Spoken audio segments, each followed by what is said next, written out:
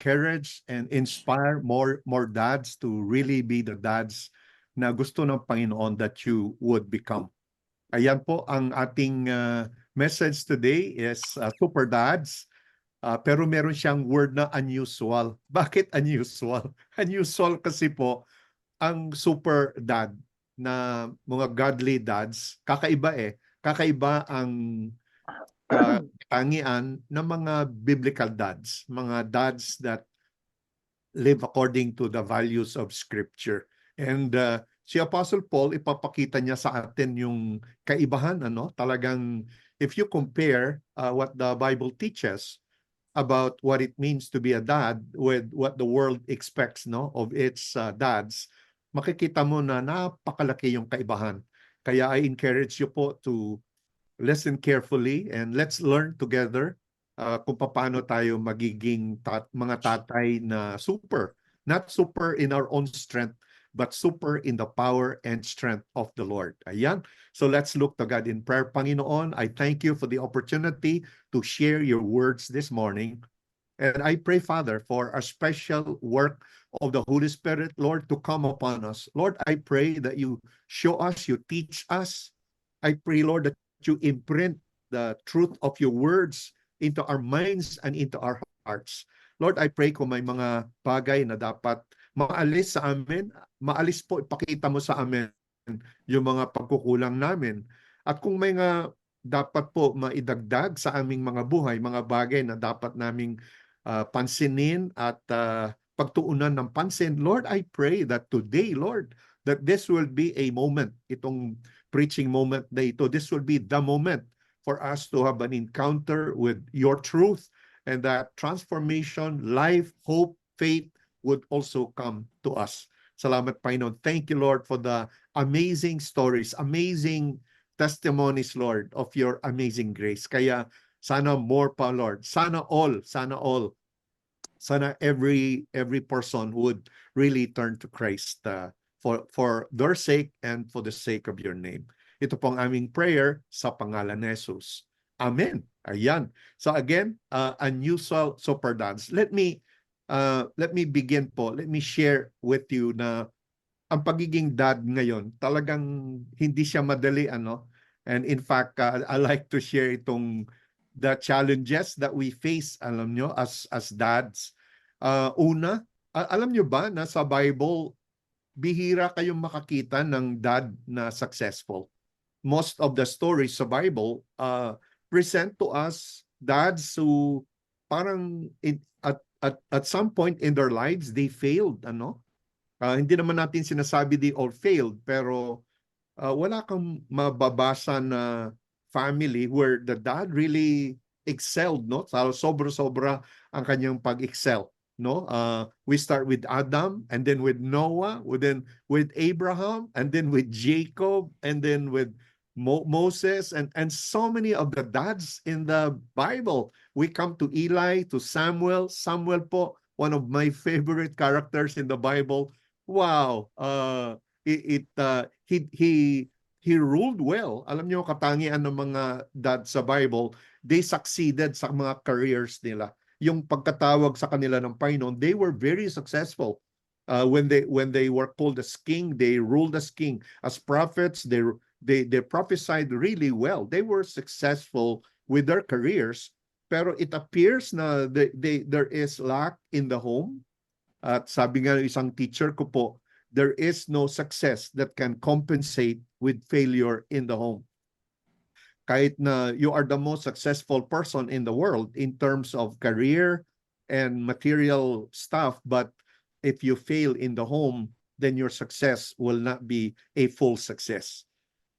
That's po the first challenge natin. We look at Scripture and we see what does it mean to be a dad. Yung pangalawa po, yung unclear vision of a good dad. Ano ba ang itsura ng successful na dad? And the challenge for us PDB. po, the challenge for us is parang paiba-iba yung concept ng mga tao about dads, Talagang during our time in the 70s, 80s, 90s, ang idea of a good dad is different from the idea of what a good dad now. Ngayon po, society continues to challenge the meaning of being a father, ano po. And that's why it's a constant struggle. Pero hindi lamang yan po, yung mga dads, talagang there are overwhelming challenges that are facing dads today. In fact, let me share ito pong data po. Ito pong data na i-share ko is the response of about 200 dads, 2,000 dads, no? 2,000 dads were asked, ano ba yung pinaka-challenges, pinakamalaking challenges na nasa buhay nila? Ang number one po na hamon ng mga dads is the challenge of father leadership. What does it mean to lead as a father? Yun po. I think it's easier to lead as a COO or CFO or whatever leadership position you play in society than to lead as a dad. Talagang they find it the most challenging role in life to lead as a father, as a dad in the home. Kaya ito po yung mga result of the survey po that is published sa Manhood Journey po. 2,000 responses at there are 10 biggest challenges na sabi ng mga dads ay hinaharap nila. Number one, allocating limited time across all my roles. How can I be a dad? How can I be a husband? Or if you're a lolo now, how can you be a good lolo and be a good worker sa church? And how can you do well sa work kung ikaw pa ay nagwo-work? I mean, how do you allocate limited time across all your roles? Parang nakaka-overwhelm nga, ano? And then number two, they also cry, yung mga dads na na-interview, they cry for not enough time each day. Wala silang sapat na oras sa bawat araw. Parang how can I spend biblical time with my kids, no? Na you know, when I try to be a good dad, parang from one activity to another activity, parang umiikot-ikot lang kami, sabi ng ibang dads, no? I'm not sure if we are gaining any ground, if we are progressing. And then number three po, unsure where to begin. Some dads, they want to do right, but they don't know where to begin. And this is true with dads na in some way they feel like they have failed and now they want to make it right, o kaya mga dads who were away for a while parang yung ating kapatid si Brother Ramir, no, who shared, no, he encourages dads, do not leave your children when they are growing up. Wow, I tell you, that's a bold thing to say, Brother Ramir, and I salute you for being that kind of a man na wow. What do you do? Where do you begin when you come back from years of being gone away from your home? How do you begin to connect with your children? Another challenge po is setting a good example. How can you be a dad? How can you be yourself in the family? How can you be a person they see as a person of integrity, both at home, at work, in the church, and everywhere? Another challenge that dads face according to the survey, yung procrastination na tarang sabi natin, meron pa namang oras, bata pa yung mga anak ko, o kaya I'm done, o kaya and one big challenge po ng mga dads, yung anger and impatience. This trait po, it was very true with my dad. My dad was a godly person. He loves Jesus. The Lord saved him, but he had issues with anger and impatience. And I said when I was young, I will never be like my dad. But I tell you, as I was growing up, when I had a family and had children, I realized one day I was just like my dad. Wow, I really need help, So, but this is one of the big issues of fatherhood. How can you communicate to your children without ending up yelling at them? How can you talk to them without lecturing them? How can you have a conversation with your children without showing impatience towards them?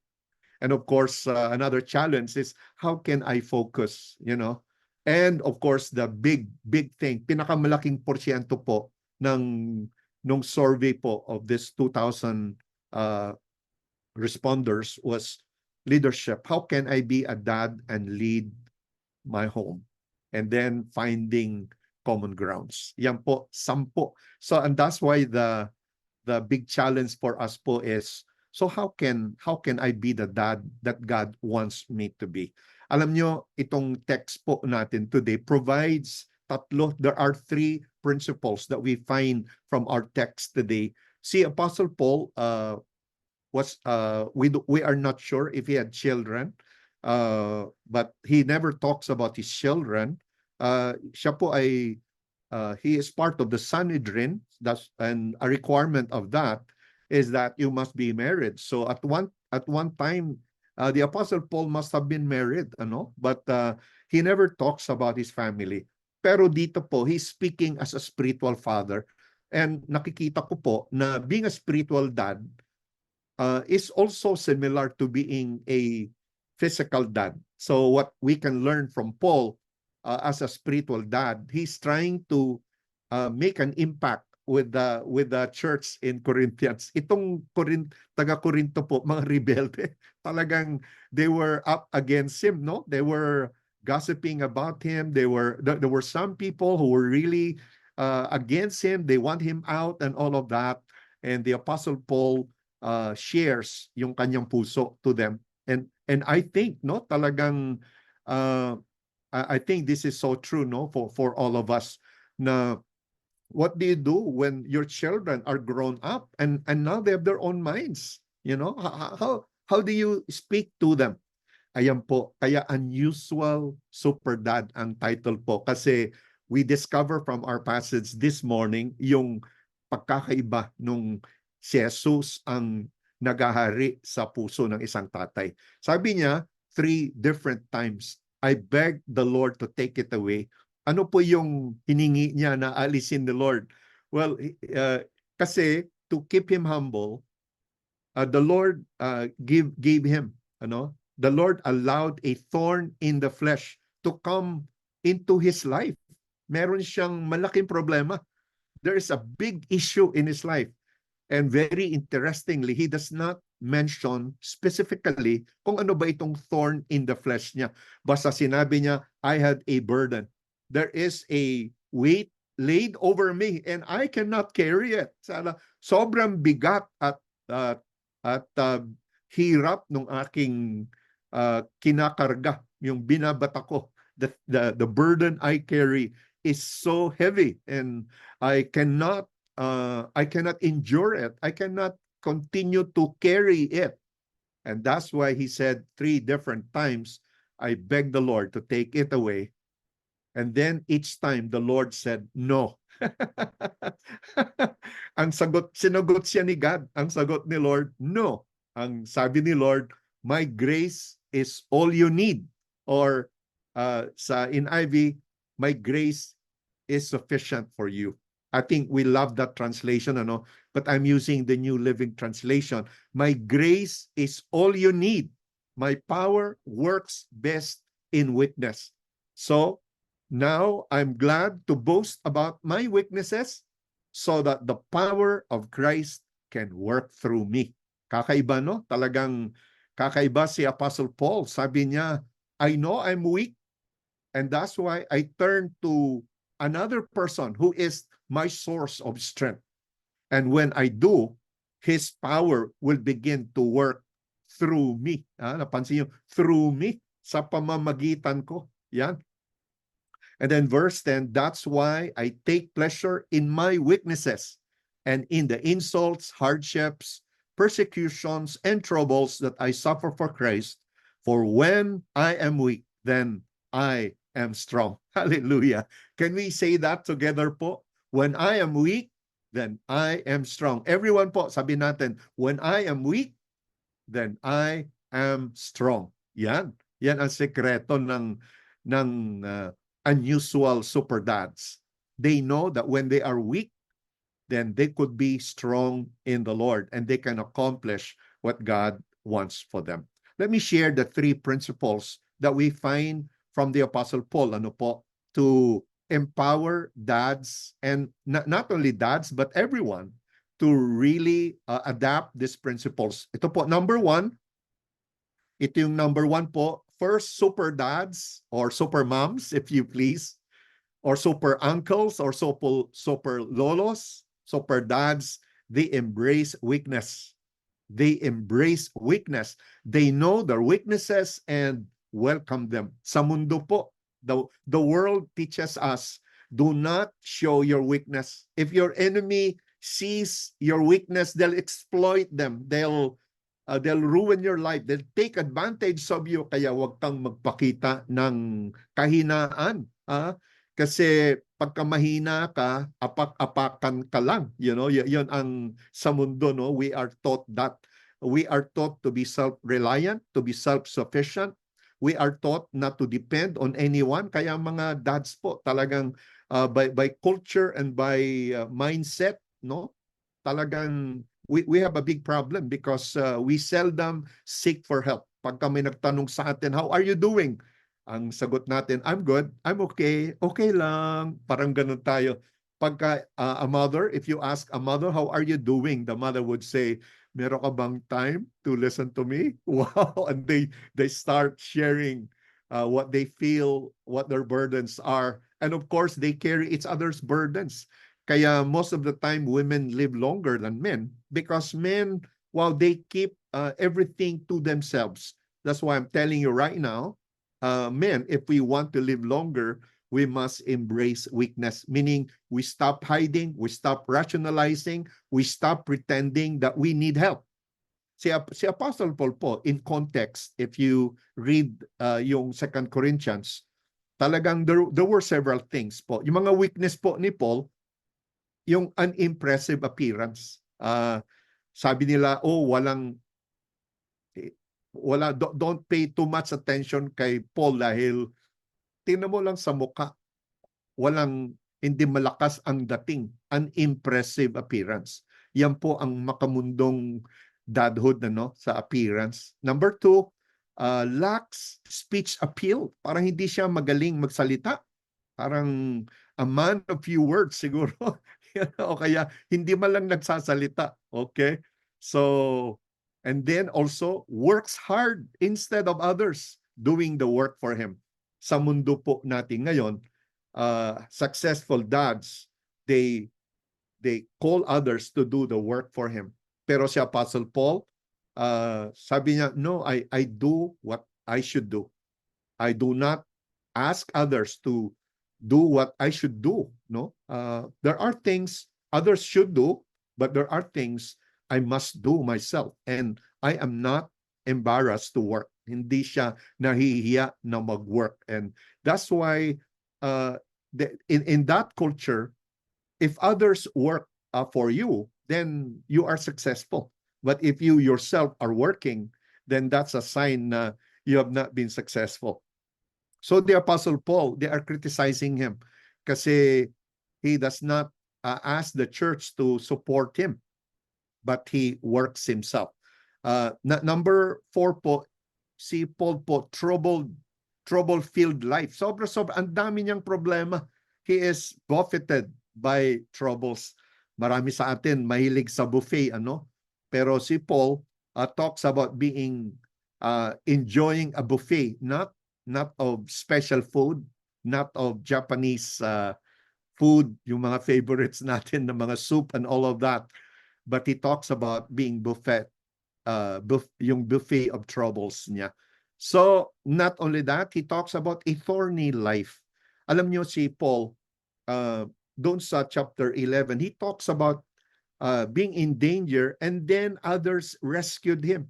And his yung mga critics niya, they are saying, walang kwenta yan si Paul dahil he has someone or some people had to rescue him.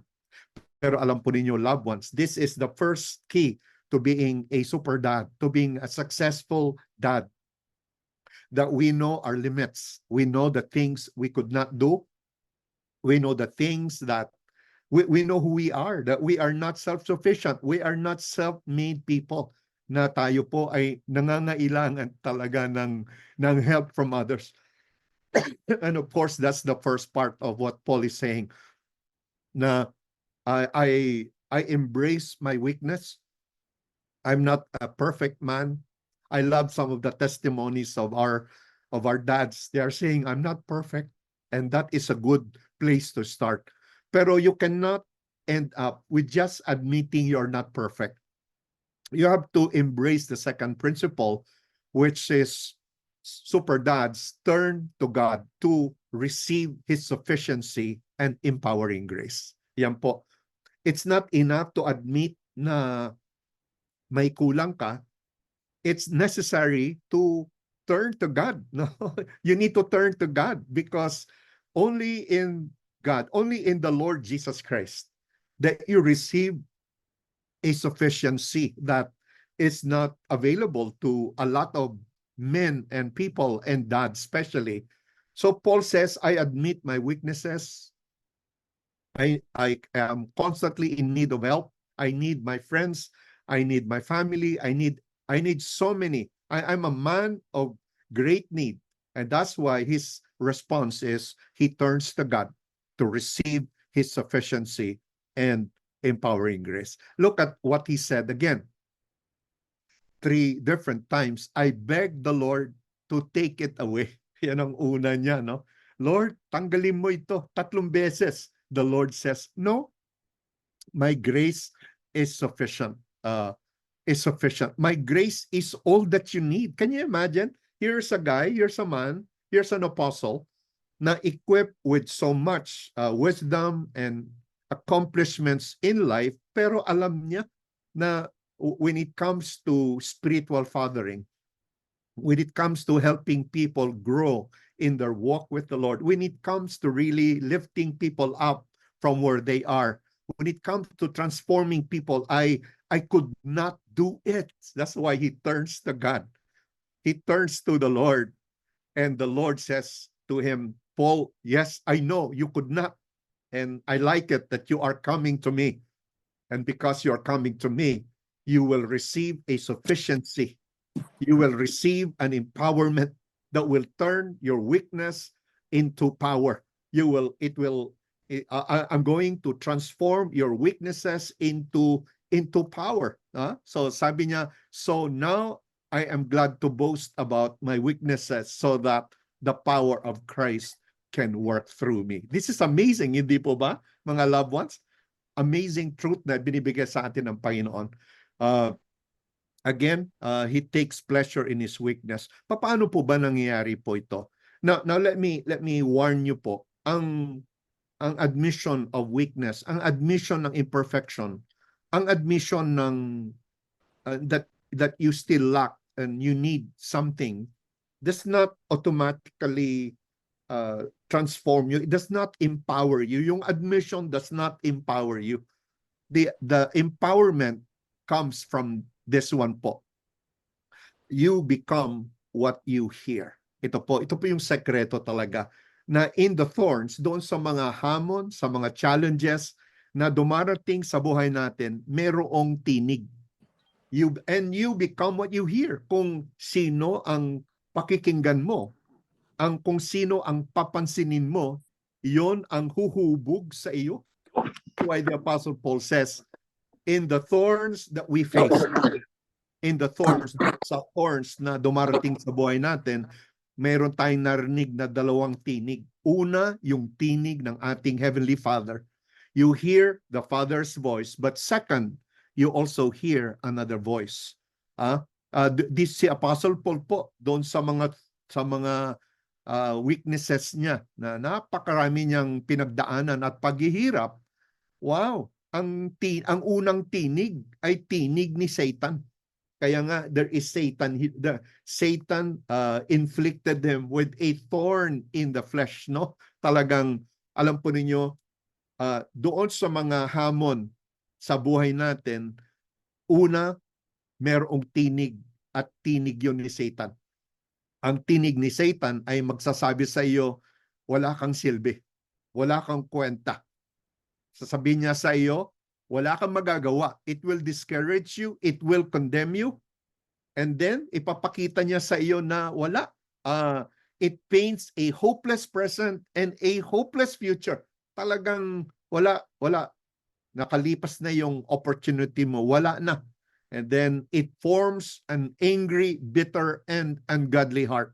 If you listen to the voice of the enemy, when you are going through some trials and problems, when you are disappointed sa mga nangyayari sa iyong family, sa iyong mga anak, and all of that, when you see them make bad decisions, and when you see them do stuff that hurts you and all of that, when they stand up against you, when they rebel against you, when they no longer listen to you, when they no longer have time for you, there is a voice coming from the enemy, and the voice says, you are good for nothing. Wala kang silbi, wala kang magagawa, wala kang kwenta. And then the enemy will say, oh, talagang ganito lang ang mga anak mo, talaga mga rebelde yung mga anak mo. Wala kang swerte sa buhay kasi nagkaroon ka ng mga rebelde ng mga anak. That's the voice of the enemy. If you listen to the voice of the enemy, it will condemn you, it will discourage you, it will push you into a corner, and you will end up an unhappy, bitter, and very angry dad. And of course, you will develop an ungodly and ungrateful heart. I pray that you are not that kind of a dad. If today you are discouraged, if today you are struggling about loving your family, I'm telling you right now, you've been listening to this voice. Ito yung pinapakinggan mo na tinig. And you must stop listening to the enemy's voice, because when thorns come into your life, may tinig ang kaaway, at ang tinig niya ay tinig ng pangungutya sa iyo, tinig na it's putting you down, tinig na sinasabi sa iyo, wala kang silbi. Pero alam po ninyo, the good news is God also speaks to us in the thorns that come to us. At iba-iba po yung mga thorns, yung mga hamon na dumarating sa ating mga buhay. And did you see what the Lord is telling si Paul? Sabi ni God kay Paul, yes, alam ko, yes. I know what kind of people the Corinthians are. Yes, I know. I heard what they said about you. Yes, I know. I saw what they did to you. I saw their actions. Actually, kung alam mo lang, Paul, ang dami pa nilang sinasabi na dumarating sa iyo. Pag mapakinggan mo lahat yun, nako, wala na. Talagang wasak ka na. Pero sabi ni Lord sa kanya, but do not listen to that other voice, Paul. You listen to me. Because God is telling Paul, whatever you face, whatever wall you need to climb, whatever challenge you are facing as a dad, as a spiritual dad, my grace is all that you need. So the big question po is, paano i-apply yung grace ni God sa ating mga buhay? And I think the same principle po that we saw earlier, you become what you hear. Diba? You become what you hear. God's voice also speaks to us in the thorns that He sends or allows to come to us. Alam nyo, here's a proverb sa 29:25. Fear of man will prove to be a snare, but whoever trusts in the Lord is kept safe. Iingatan ka daw ni Lord. Alam po niyo, ang pag-iingat ng Panginoon, hindi yung iingatan kanya sa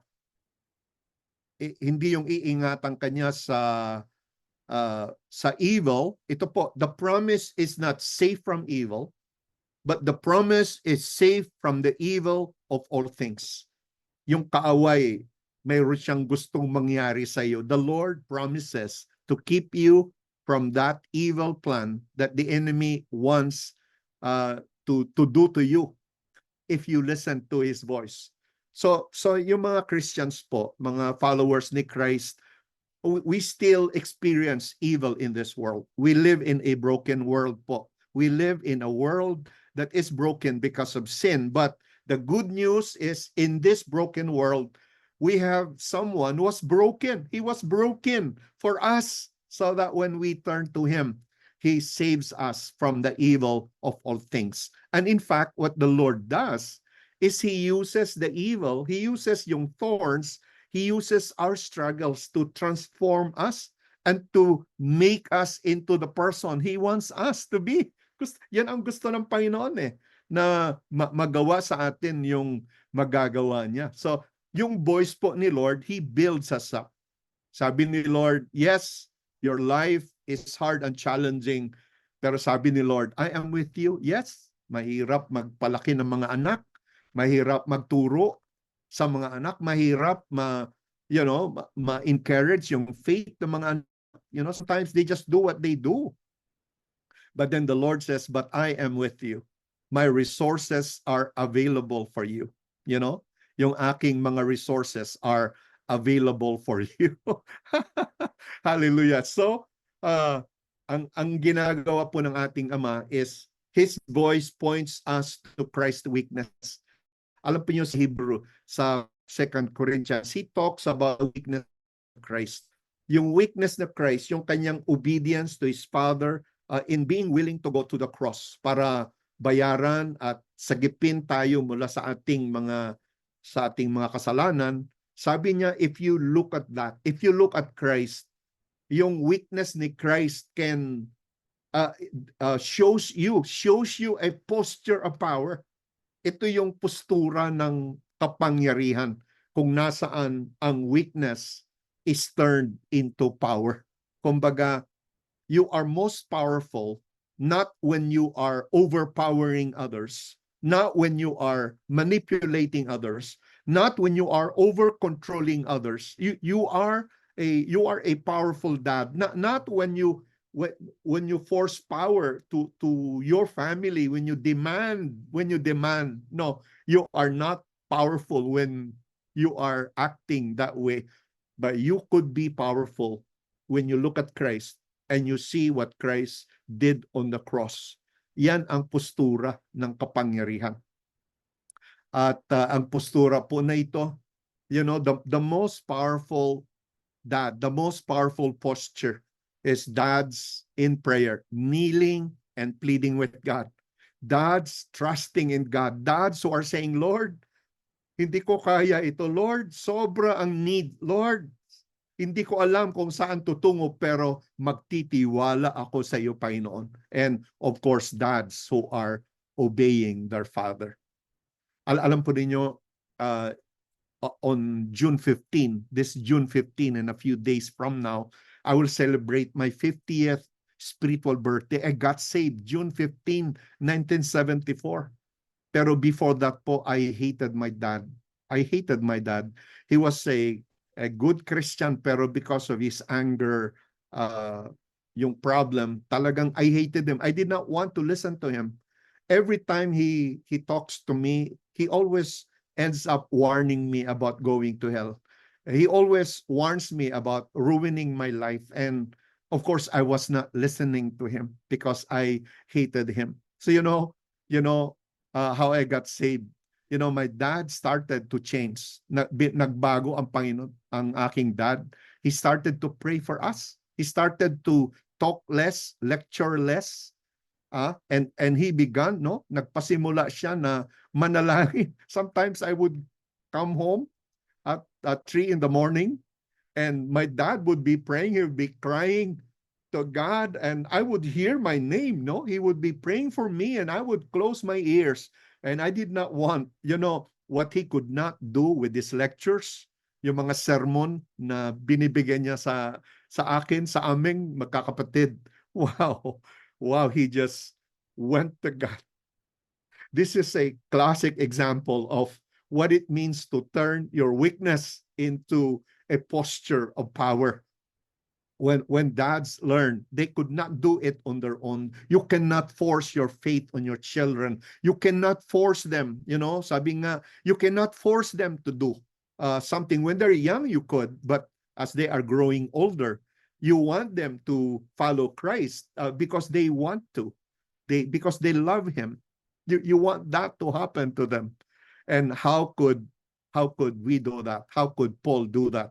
Well, una, he embraced, he welcomed his weakness. He admitted, yes, I can't help these people. I can't bring them to maturity. I can't help them at all. I could use my authority as an apostle. I could demand that they obey me. I could kick them out of the church and force them. But Paul says, but that's not the way to change people.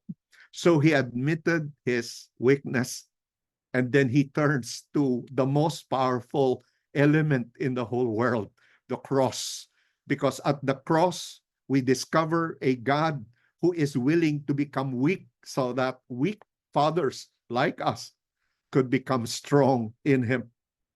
So the final part po of our teaching today is that super dads living in his grace, they will see transformed and God-empowered children. Ito po yung assurance ni Lord.